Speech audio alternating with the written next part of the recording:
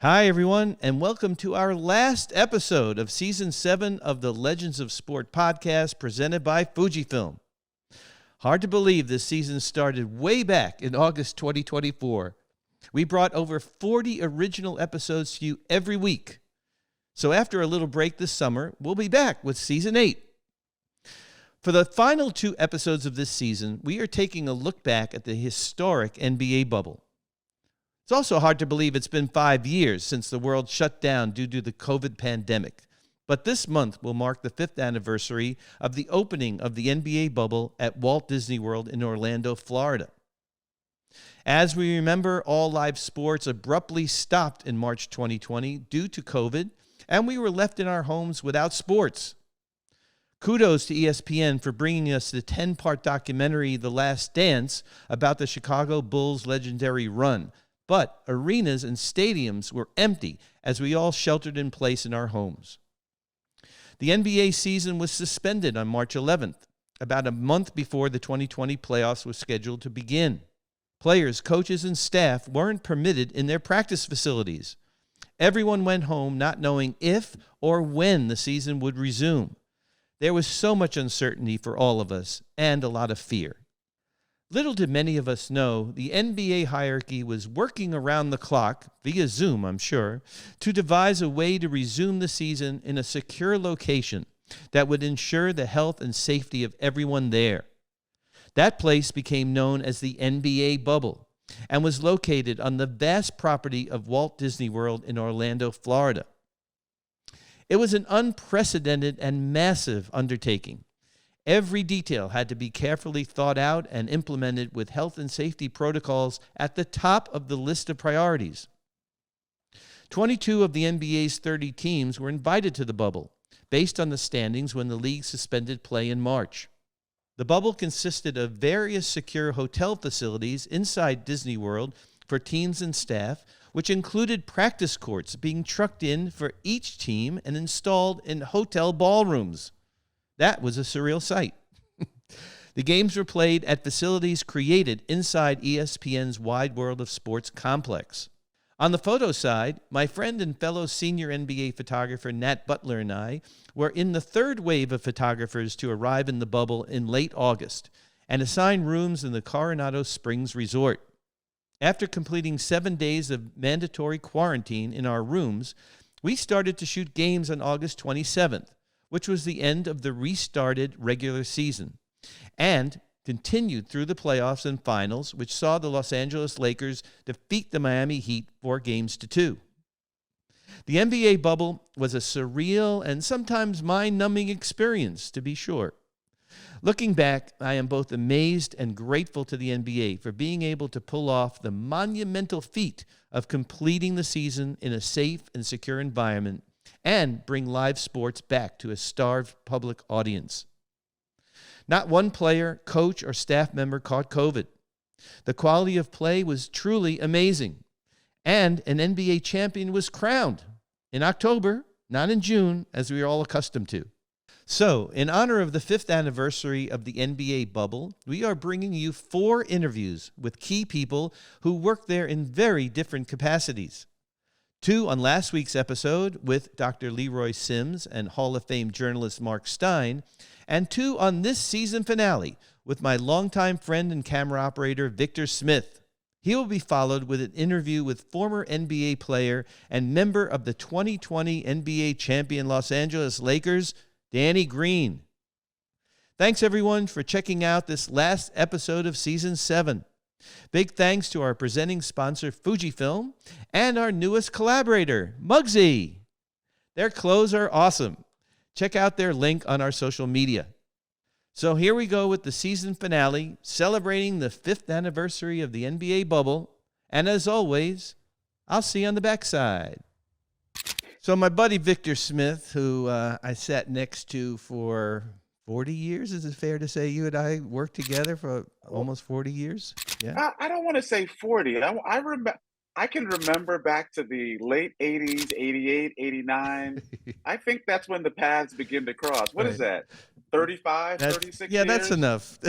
Okay. Anytime you have the decade of the '80s involved, that's enough. But It's frightening. but you It's and I, frightening. go back. I mean, obviously we're very very good friends, and we've worked Mhm, side by side. You on the video side, me on the still side. mhm. You were with KCal, right? Yes, On the yes, working for the great Susan Stratton and Seth and yes, all our friends, yes. and we made many many many Laker trips together because they were the Oh, Lakers broadcast channel special. and had meals together and all kinds of stuff. But one of the things, Vic, that you and I shared was this time in the NBA bubble in 2020. Mm, And I was there for 53 days. Okay, I was there. mhm, Nat Butler and I got there the end of August, 7 days in quarantine, and then we shot, I guess, the end of the regular season playoffs and finals, and we were mhm. done in October at some point. How long were you there, and when did you get there? I got there. I actually went back and looked just a short while ago, and I wrote it down. Yeah. I drove to Orlando from Miami on July the 12th. Oh boy. Yeah. I was there for 6 weeks, Uh huh. and, was it 6 weeks? Yeah. Am I messing that up? Well, you were there. July, yes, yes, 6 wee a Uh-huh. total of, well, I was there from July to October, Mm-hmm. so that's 3 months. Oh, You that's know what it longer. was? Yeah. Oh, yeah, that's longer. I Mm-hmm. know what I'm thinking about. It Mm-hmm. was 6 weeks on each side. I was 6 weeks on the yellow side, Oh, remember? Which yes. was upstairs. Right. I didn't realize Um, that, which was the less restrictive side. Yeah. exactly. I spent 6 weeks on the, yellow side, Mm-hmm. which for me, as a camera operator, Mm-hmm. I was elevated above the court Mm-hmm. and did not come in contact with the folks that were on the court. But then at after 6 weeks, I was asked to move by Uh-huh. ESPN Mm-hmm. to, what I believe was the green zone, Mm-hmm. Mm-hmm. which was on the court. Mm-hmm. So I was there for a total of 3 months. I think it might have been red, actually. I think it was Red yellow and red, but was it whatever it was the was. red But exactly. did you have to quarantine between yellow and red? Oh, yes. Yeah. Okay. Yes. I So. spent 7 days Mm-hmm. in that, Disneyland property room, which Yeah. was Yeah. as close to I ever wanna feel, as close I believe it feels for me to Mm-hmm. be in a jail cell, Yeah. because I was in a room, a Mm-hmm. very small hotel room, Mm-hmm. for 7 days. Yeah. I look back on that now, I don't know how I did it. Well, I don't know how you did it either because I had to do 7 days also, and then came out, and it's I don't know what it was, like a 12 by 14 room, maybe that big. I don't know. Maybe. And we were in there. Exactly. People don't get it, but we were in there for 23 hours and 45 minutes a day. They Yes. escorted us those other 15 minutes, two guys in hazmat suits down the hall to get tested, right? Right. We had to be testing ourselves and blood, oxygen, and all that business. Yes. They delivered the food. I mean, people don't get it. And we're going to post photos. And if you have some photos, I would love to get a couple from you to post. I would be happy to. But, I did a whole photo documentary. I actually brought this whole rig with me to my Mhm. little teeny hotel room and I was doing podcasts from the hotel room. Yeah. You've never told me that. Yeah, I did. I interviewed a bunch of people. I interviewed Steve Ballmer, who was in the bubble with the owners bubble, which was Mhm. the higher tier.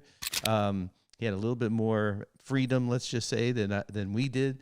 Um, you know, what hit the fan with the Black Lives Matter movement, Mhm. Mhm. and I actually had to educate myself. Our good friend Mark Spears and I spent a lot of time very socially distant from each other. Mhm. He was telling me what books to read, what movies to see. I reached out to a couple of people I saw on TV and was able to at least understand what was going on, and Mhm. that was bizarre because you and I both didn't know if we were going to go back to work or not. No. Yeah. But Vic, the thing that impressed me the most about you, I have to tell you, and I've known you for a long time, and I see how you prepare yourself, and you have your bungee cords on the court, and you're getting yourself warmed up and limber and I everything. still do. I know, Still do. but you were, correct me if I'm wrong, but you were in the gym at least once a day, every day that we were in the bubble, right? They had a little gym next to the pool, and I think only Okay. two people were allowed in that gym at a time.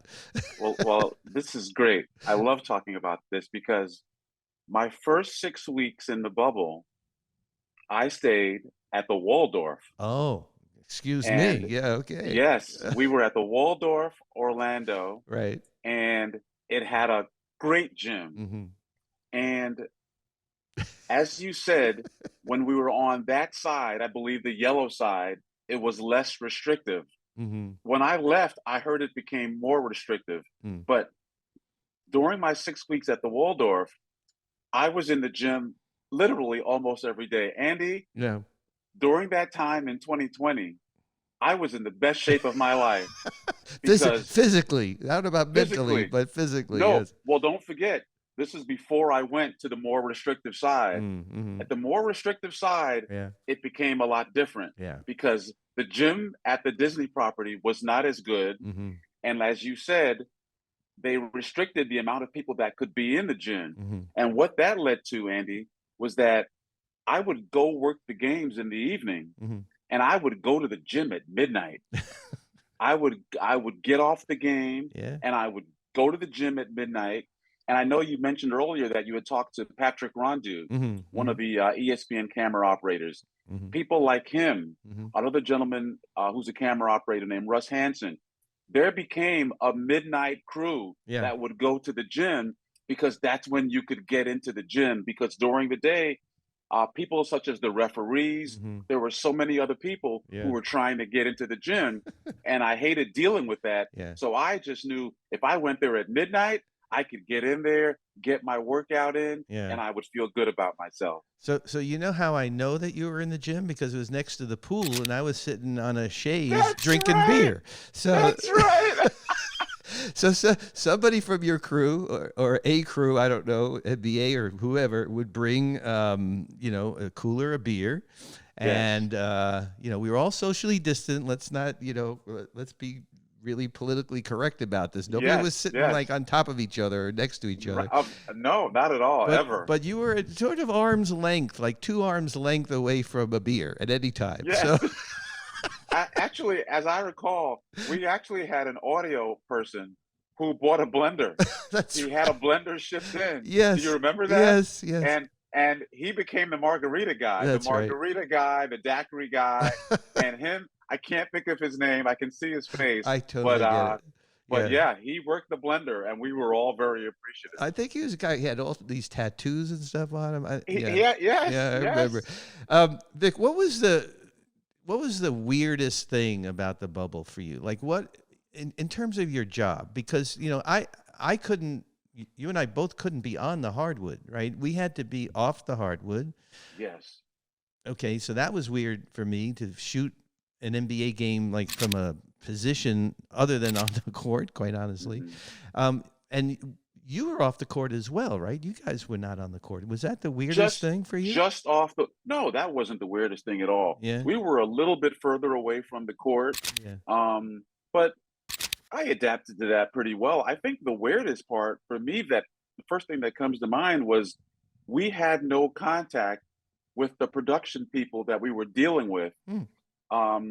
from our production truck. Really? The production people, they were in another, once again, this is when I was on the court.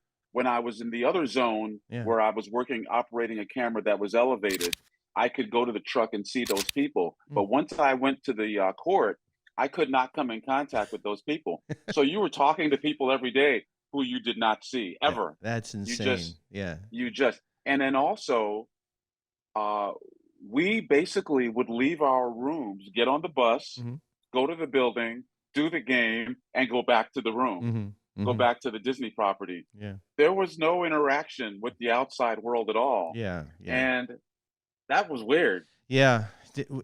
Yeah, that bus ride was really bizarre. I mean, I people don't really get it if you weren't there, but it was kind of like when you're in, and all hell's breaking loose in L.A. as we were recording this. But Mhm. you and I've been in L.A. a long time. Of course, you've been living in Miami a long time. But I've always seen those prison buses going by, that Yes. have the bars on the windows, and I don't want to over dramatize it.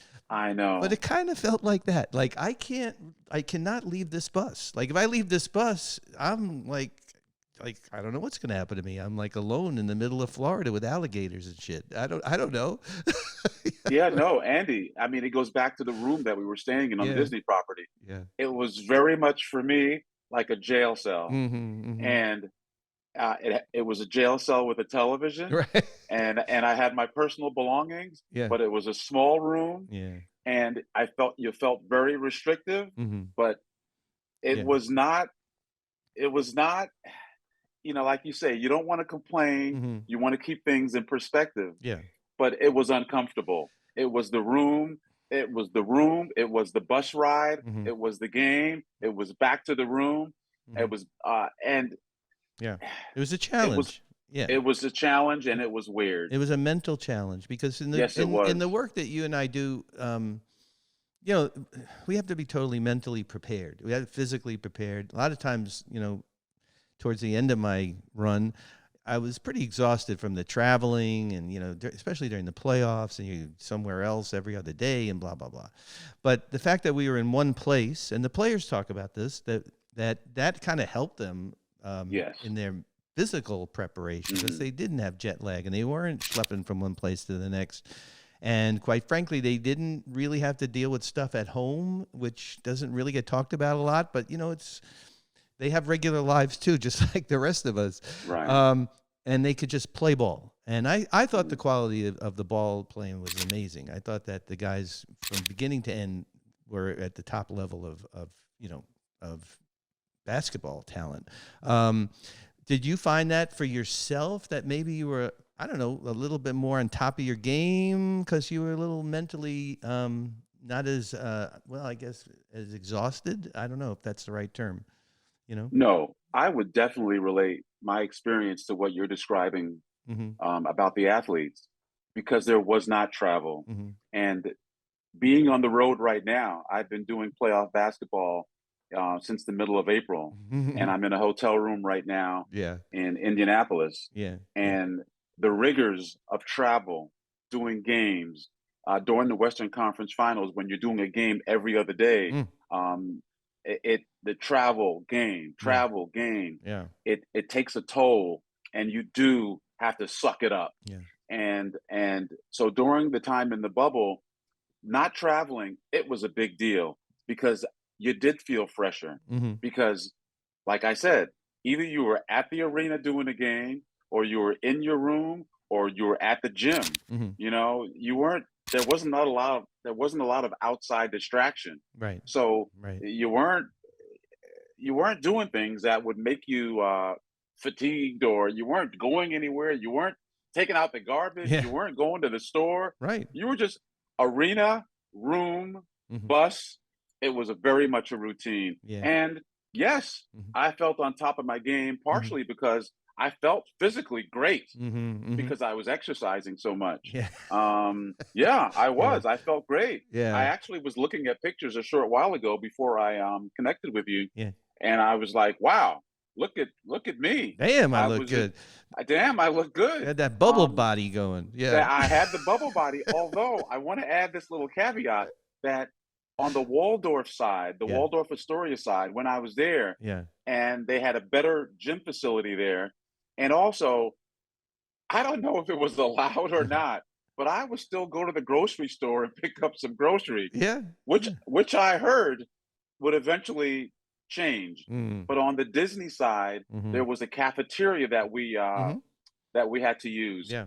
and there was a lot of free food, Mm. and that became not so good Yeah. because Yeah. they there's this food that was there 24/7, Yeah. Yeah. and now you're just eating because part of the experience was you got bored sometimes. Oh, for And sure. so Yeah. so it was like, let's go see what new food might be in the commissary. Yeah. I listen, I think you'll agree that the NBA did everything they could do. It was uncharted waters to say the least. I Mhm. mean, no league had ever had attempted Right. anything like this. And that's one of the reasons Mhm. we're doing this two-part series is because, everybody has a different experience, of course, but it was all about safety most of all. Mhm. And is all about just keeping well, keeping the players safe, keeping us safe, Hmm. but putting out the product. The product was basketball, and the country was starved for it. And kudos to Hmm. the NBA for really thinking this through in a very short amount of time. I agree. I mean, when I first got there and I got out of quarantine and I walked around and saw the practice courts in the ballrooms, right? Remember Hmm. that? They were just I lined up. do remember They that. had trucked in the actual courts from the Right. arenas. I mean, it was Right. insane. And then I just got to tell you, the weirdest thing for me was that the park was still open. Like it was like 25% open, the Magic Kingdom. So we're Okay. behind this like hermetically sealed fence, literally with Yes. there was one way in and one way out, and they had police cars 24 hours a day and Yes. barricades and the whole thing.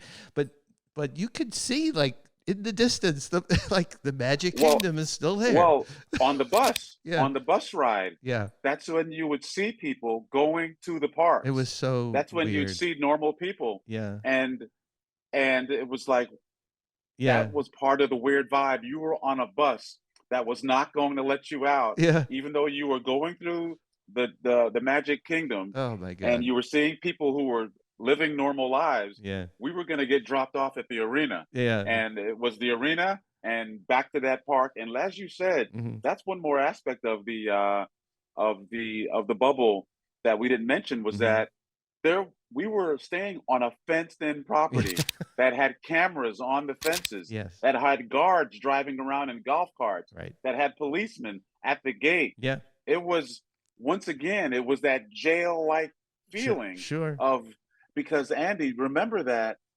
in the on that side that we were at in the Disney property, Hmm. there was a big driving loop Yes. around, Yeah. and we would many of us would Uh-huh. jog around that. That was Yeah. part of a lot of we would see the commissioner, we would see the coaches, everyone, Yeah. whether they were walking or jogging or riding bikes. You Yeah. mentioned Mark Spears earlier. Yeah. Mark Mark would be on his bike riding around. There were a lot of people Yeah. who you went out for your daily run, your daily walk, you would see going around. It was a big circle, Hmm. and you would see. And I think that was not. I think I know it was a mental health thing. Hmm. We all just wanted to be out. You wanted to exercise. You Yeah. wanted to get some fresh air, and you just see people, and you'd be like, "Hi, Yeah. here we are. Yeah, Here we are, but all here together." let's not forget the scenario. We're in Central Florida in the middle Right? of the summer, Yes. and it's like 90 something degrees and Every 98% humidity every every moment. day, Yeah. every day, every single Oh day. my God. Yes. Well, Vic, the last question I want to ask you is about the post game celebration, right? Were you in the locker room? Because I don't remember. I was in there, and Nat came in, and there were like two of us, and one NBA guy. I think it might have been Peter or Michael Mhm. Winnick. There had to be a broadcast TV in there at that Yeah, point. I think we had a camera in there. Yeah. My part of that was on the court. Okay. I Yeah. remember there's a photograph. Mm-hmm. There's uh,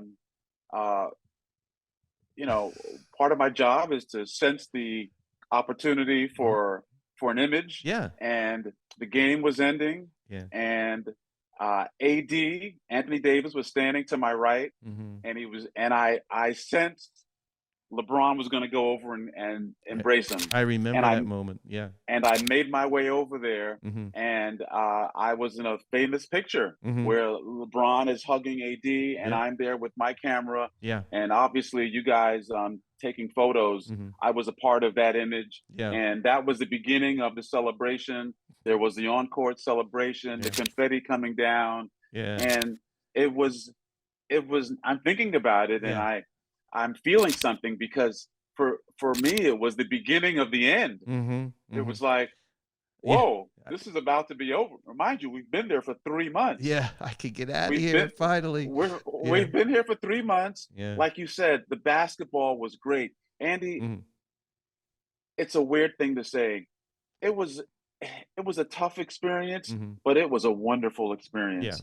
yeah. And to this day, the people that were there, that I worked with there, we share a bond. Mhm, And because we knew we were there together, mhm. and we talk about the bubble, we think about the bubble Yeah, because we know it was special. You said a little while ago, you felt like America needed it, and I felt like America needed it.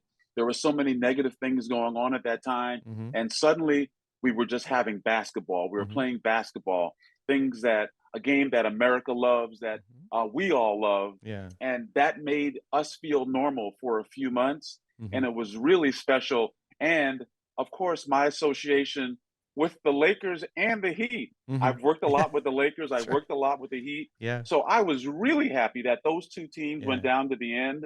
Mm-hmm. And so either team winning would have made me happy. Yeah. The Lakers winning made me happy. Mm-hmm. And it was a special moment, and I'll never forget it. Yeah, for sure. And I'm thinking of the Lakers Heat matchup, and there's a picture that I took, which I never would have been able to take if it wasn't in the bubble, of Jimmy Butler absolutely just exhausted, leaning over the barricade. Well, you know, whatever we called it. Partition. The partition. Exactly.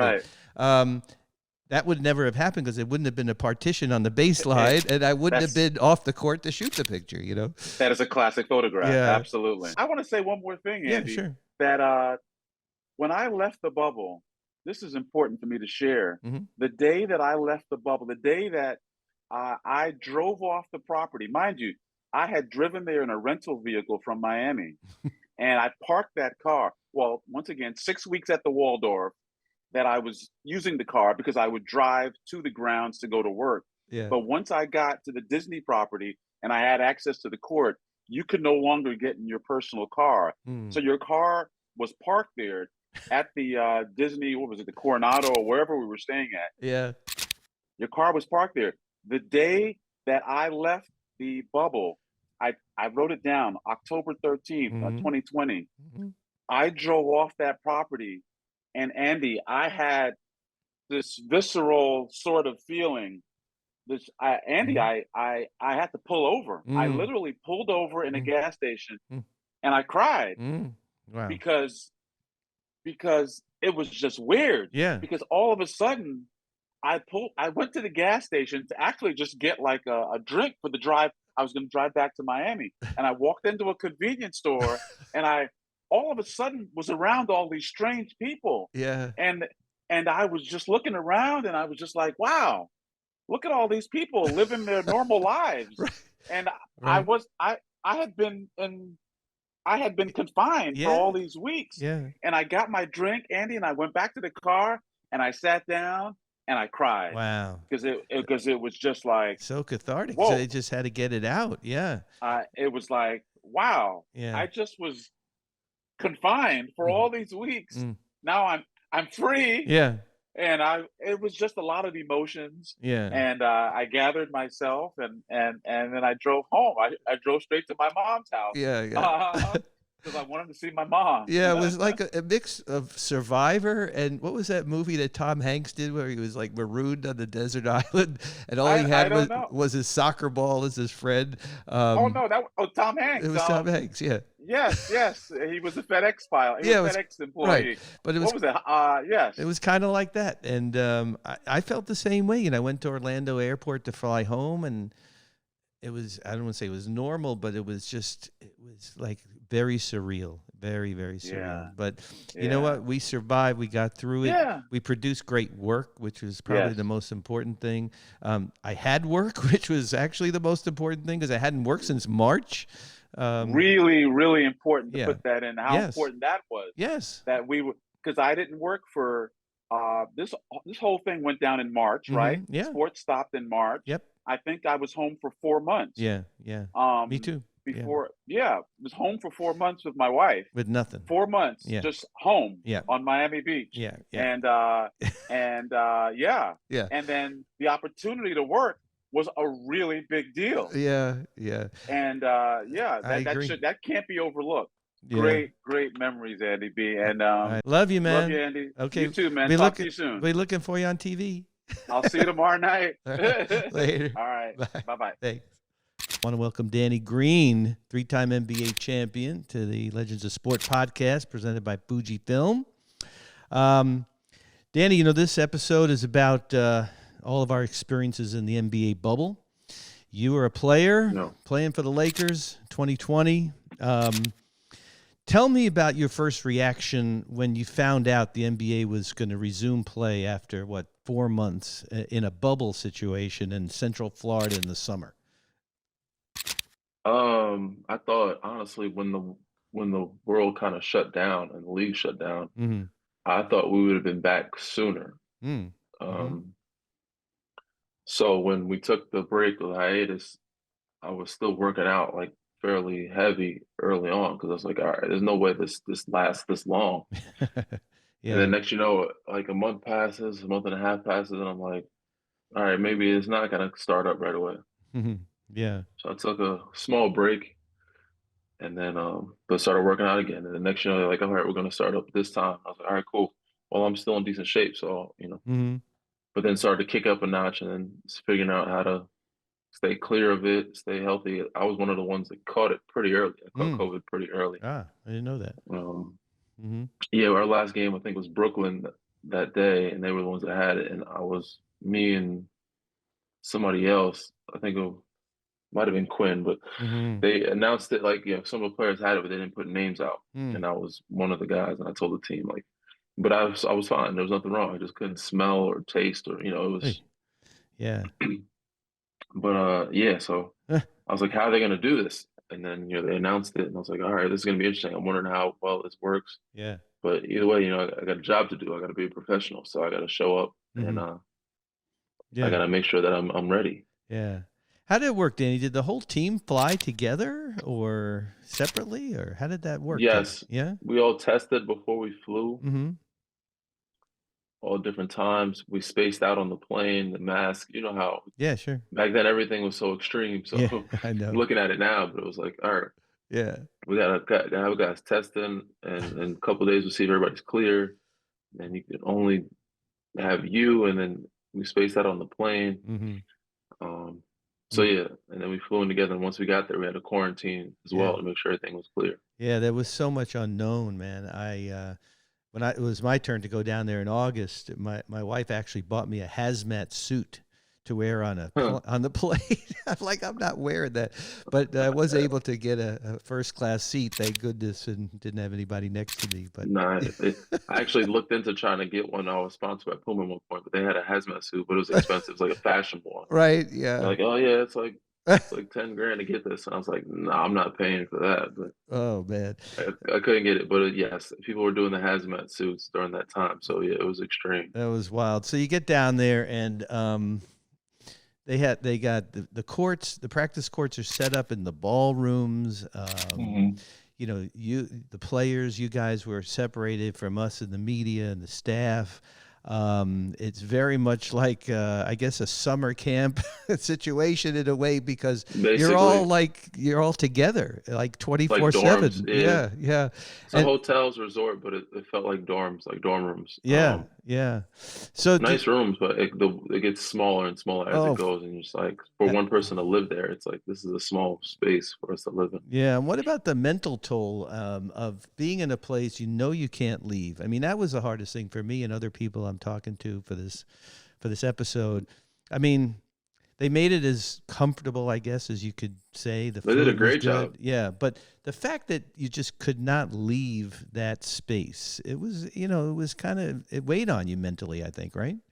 100%. I Yeah. mean, there was so many things that were considered norm back then Mm-hmm. that was like, when you look at it now, you're like, man, that was strange. Like, Yeah. Right. I Right. mean, testing every day, twice a day to start, in a tube in your nose. Every worker, every person had masks on. Half the people there, I don't even think you knew who you're talking to or recognized. Yeah. You don't know who's serving you food. Right. Right. But the rules were strict, and they were what they were. So as soon as you got on, they had to let it be known. Even if guys Mm-hmm. ordered DoorDash or Uber Eats, I think the first week, you went and stepped off the 1 foot or met a DoorDash guy, they had to quarantine you Oh for yeah, it's 3 or 4 days. Yeah. Um, Yeah. so yeah, they let it. There was some stories of guys getting in trouble and being quarantined or Mm-hmm. almost kicked out or Mm-hmm. being isolated because they didn't follow the rules, even though they didn't get the sickness. But it's like Mm-hmm. these are the rules. Yeah. You can't leave. You can't set foot off. You can't let one person in. So Mm-hmm. you do that, you gotta be quarantined Mm-hmm. for a week. Yeah. So Yeah. it Yeah. was interesting. And the camaraderie, let's talk about that, because from a player's perspective, I wasn't privy to that. We weren't allowed anywhere near you guys in the locker room or behind the scenes and team meetings, any of that stuff that I would normally have done.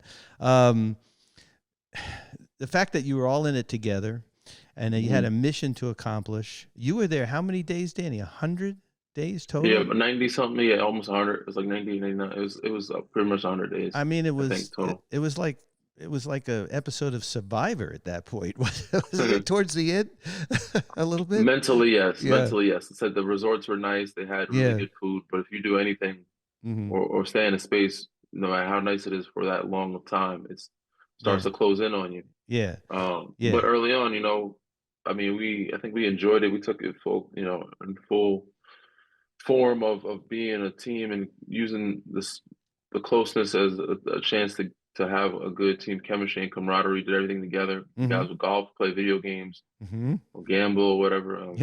Right. Some of the hallways were very interesting. At times, you see some guys go live. I think JR went live a little bit. Did you? It was fun at first, but then after a while, it started to get like, man, crazy. Did you ever dabble in the $20 cups of coffee that Jimmy Butler was selling? I did not. I'm not a coffee guy, so I never drank coffee. I still don't to this day, which may change. Yeah. But no, I didn't dabble in it's crazy. The big face coffee that Jimmy had going on. The only guy in the bubble who actually probably made money, by being in the bubble. But anyway, I digress. So a couple of last things I want to talk about. The quality of play, it's always been a discussion. I found from the first day I started shooting, which was sort of the end of the regular season into the playoffs and finals, that you guys were playing at top form. I mean, the basketball was nonstop great. Honestly, every game I saw. But the fact that there's no fans there, Danny, I heard you speak about this, but how did you react? You personally react to the fact that it's just empty arena with virtual fans? It took a minute to adjust to that because I'm so used to feeding off the real fans in the building, in the arena. Yeah. So playing in like a space where there's no real energy to feed off of or interact with, it was different. And I think a lot of guys had adjusted. Some guys adjusted greatly. Some guys loved it and enjoyed it and thrived in it, played well. And some guys just didn't. So for me, like, I'm a guy that kind of feeds off the crowd. So not having a real crowd there was strange. And to have that, the fan noise, it was a little disingenuous. I mean, it was, they did the best they could. It was cool. It was different, but it was not the authentic thing. So it was weird. Yeah. Well, you had won 2 championships before 2020, the Spurs in 2014. I'm sorry. The Spurs in 2014. And then, of course, Toronto 2019 with like 1 million fans outside Toronto, the arena. Oh, yeah, the parade. It was great. It was crazy. In Jurassic Park, before the parade. Yeah, insane. We had Jurassic Park and, a huge fan base supporting. So, like, when you're used to that type of thing, it's tough to get, used to like an empty space and let's say playing like an LA Fitness type of scenario. Yeah, for sure. And then, the buzzer goes off. I mean, it was a very competitive series with you guys in the Heat. The buzzer goes off, the confetti comes down, and there's like 9 people there. I think the iconic photo was Rondo with his son. Yeah. You would never see that type of photo be taken in a regular arena, like if it was one in a regular arena. Insane. During regular times, where it's just like him and his son, champagne bottles, some confetti, and just them two there. Yeah, it was. There's a lot of pictures like that, but it was wild. Yeah, it was different. We celebrated, but it wasn't that celebration. It wasn't one that I was like, man, I felt like we got what we deserved or we felt should have happened. We enjoyed the time, but it also was short-lived because the next season circled right around the next 6 weeks. That's right. We won in like mid-October, and then early December was like, all right, we got to get back to work because we got to get this thing rolling by Christmas. Yeah, like, that was damn. That was nuts. That was crazy, right? And the calendar was upside down.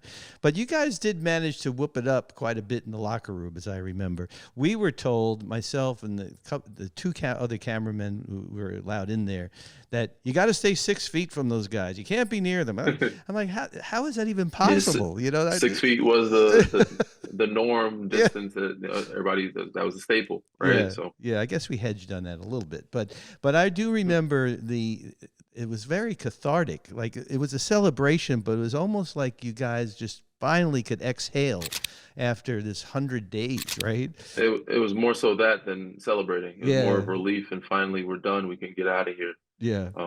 I couldn't imagine. I can't imagine losing and having to Oh, go that far, be there for that long. I'd yeah. be highly upset. Yeah, for sure. A little depressing. So, but yes, it was more Absolutely. of a relief winning it than it was like a celebration of, oh, we achieved something. It was like, damn, we get to go home finally. Yeah. No parade. Maybe who knows? The 10-year anniversary, they'll have a parade for you guys. And the You're Dodgers, right. you guys won it the same year, and neither team got a parade. So Yeah, I that's don't kind know of if they'll bizarre. circle back to 10 years. I'm sure within the 10 years, they'll probably win another one, which Yeah. who knows? But yes, Yeah. we have not got a parade, and Yeah. maybe when Bron's done, who knows how long that's going to be, that Right. he'll try to set something up. But Mm-hmm. yeah, we didn't get a chance to get that. Yeah. Hey, very last thing, my friend. You and I last week were in Calgary, Canada, representing the Yeah, NBA at a really great NBA house event where, the NBA brings kind of an NBA experience to a city in Canada. They're huge basketball fans up there, they right? are. No, Insane. it's Yeah. unbelievable, man. Just Yeah. how it's grown everywhere. Like I've gone China, Philippines, Mm-hmm. and my first time in Calgary. But it's the passion that these fans have now and how much basketball has grown. It's been amazing, man. And they said they loved it. I wouldn't want to watch the game one any other way. It was an unbelievable game, but Yeah. with that group of fans, it made it a lot of fun. Yeah. And they're all SGA fans because, he's Canadian, obviously, Yeah. Well, you got also MVP. Nemhard, you got Lou Dort, you got Yeah. Mathurin. So they had Yeah. 4 guys from Team Canada in the finals, which was amazing. But Canada is growing, basketball is growing, but so the talent in Canada Yep. has definitely come to the forefront, and we see a lot of guys now from Canada in NBA Yeah. and staples in the NBA now. Yeah, for sure. And you and I got pretty nice hats out of the deal, so that was cool. Yeah, Stampede cowboy hat. Yeah. Well, Danny, thanks, man, for reminiscing a little bit, going down Anytime. the memory lane man. of the bubble. It was super fun. Hanging with you in Calgary, that was great, and reconnecting with you here. So thank you, man. For sure. Hopefully we get a chance to do it again, man. We'll get a chance to reconnect on the road and be 100%. in Vancouver or Abu Dhabi, whatever the NBA sends us. But it was a lot of fun, man. And it's always Awesome. good to hear your stories and catch up. So I appreciate you having me on and Thank you, letting me Danny. join the show. Thank you, man. And one of my favorite guys since the beginning. Were you drafted by Cleveland, right? I remember you. I was. That was The hair was different. out. Oh, I had different hair then too. We all had different hair. I had a lot less hair. It was But shorter hair. I remember you as a rookie and following your career and documenting it. So lots more to be done, my friend. And take Yes. care. Thanks, Danny. See you. All right. Bye. Really great conversations with Victor Smith and 3-time NBA champion Danny Green about their experiences in the NBA bubble. Still so hard to believe it's been 5 years since we were all there. I hope you all enjoyed these 2 interviews as well as the ones we did on last week's episode. I loved catching up with all 4 of them and reminiscing about that unique and unprecedented shared experience. Big thanks to our presenting sponsor, Fujifilm, for helping to bring this episode to all of you. Please follow them on Instagram at FujifilmX_US. That's at FujifilmX_US. Also, big thanks to our new collaborator, Muggsy. Their clothes are incredibly comfortable. Folks, you all know I won't endorse anything I don't actually use and like. And I love Muggsy's clothes.